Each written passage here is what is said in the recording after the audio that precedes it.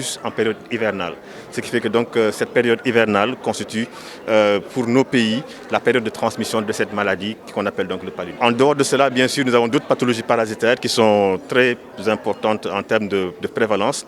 Ce sont en particulier donc les parasitoses intestinales, communément appelées les vers intestinaux, qui sont donc endémiques dans nos régions et qui touchent particulièrement nos enfants. Ce sont des pathologies qui sont responsables de beaucoup de problèmes médicaux en termes de malnutrition, en termes d'anémie, mais même sur le plan développement psychologique de l'enfant. Cela entraîne donc un impact négatif sur cela, avec pour certains enfants des difficultés à l'apprentissage à l'école, qui fait que donc ils vont avoir des retards dans ce sens-là.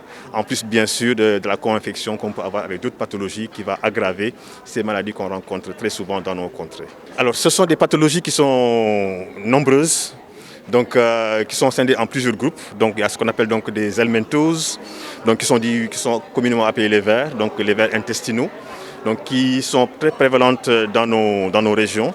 Mais il y a également d'autres groupes qu'on appelle des protozooses, donc qui sont dus à des parasites unicellulaires, qui sont également responsables de pathologies graves, qui peuvent aller même jusqu'à la mortalité, et qui sont également très importantes en termes de prévalence. Fort heureusement, au niveau du Sénégal, donc, nous avons un plan de lutte contre ces maladies, avec notamment donc, des parasitages systématiques qui sont effectués régulièrement au niveau des populations cibles, que sont les enfants. Et ceci a permis de réduire fortement la prévalence de ces pathologies au niveau de notre pays. Ce qui fait qu'actuellement, nous pensons que ces stratégies-ci, elles sont pérennes. Elles pourront apporter donc, une réponse assez importante dans la lutte contre ces maladies parasitaires, en les réduisant fortement et en permettant à nos enfants de pouvoir avoir un développement correct dans un environnement sain. Le taux de prévalence? Les taux de prévalence varient en fonction des régions et en fonction également des structures. Mais en général, on peut dire que ces parasitoses intestinales représentent environ 20 à 25% des pathologies infectieuses que nous rencontrons dans nos contrées.